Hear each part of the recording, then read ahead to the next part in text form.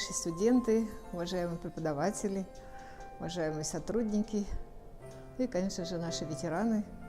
Сердечно поздравляю с наступающим Новым годом. Хотела бы пожелать, чтобы, как говорится, в Новый год вы взяли самое лучшее, самое дорогое, самое хорошее. Взяли, конечно, за собой традиции, ну и свои принципы, чтобы никогда им не изменяли. Крепкого здоровья, счастья, успехов. Ну и, как говорится, отпустить уходящее, простить грустное.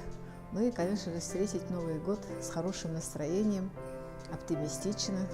Ну и с надеждой на более гораздо лучшее время. Время, где каждый доверял бы друг другу. Время, где бы не было бы войн, конфликтов. И каждый молодой человек, конечно же, чувствовал заботу, внимание. А мы, взрослые люди, могли так работать, чтобы у наших молодых людей был запас любви. Любви нашей, который, конечно же, им открывает хорошую, широкую, дальнюю дорогу. Счастья и здоровья всем в Новом году!